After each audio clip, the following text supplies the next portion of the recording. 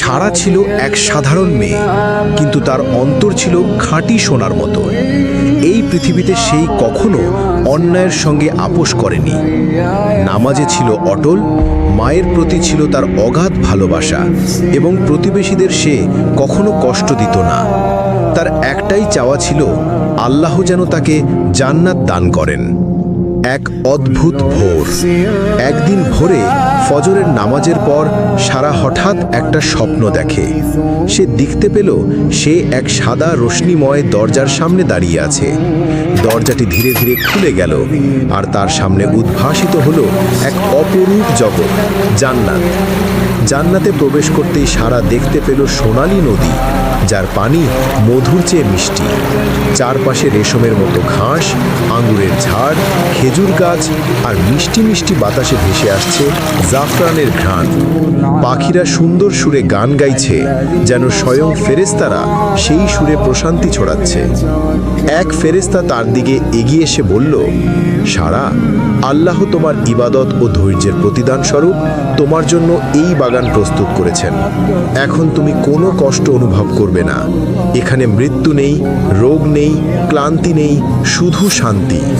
সারা দেখে তার মা, যিনি কিছু বছর আগে দুনিয়া ছেড়ে চলে গিয়েছিলেন, তাকে স্বাগত জানাচ্ছেন।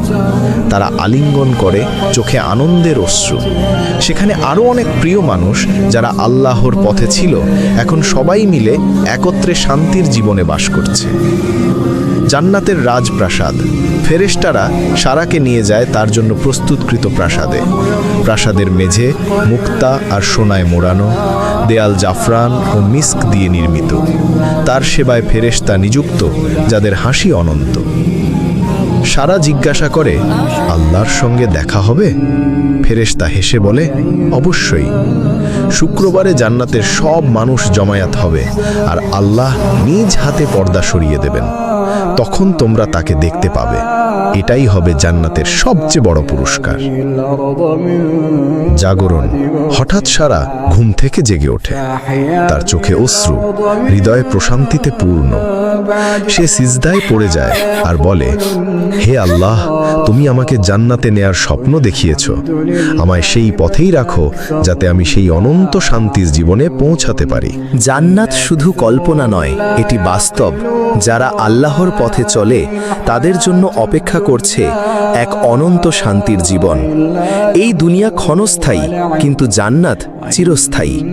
সারার মতো আমরাও যদি ইখলাস ও আমল ঠিক রাখি, একদিন ইনশাআল্লাহ আমরাও সেই স্বপ্নের জান্নাতের অধিবাসী হব।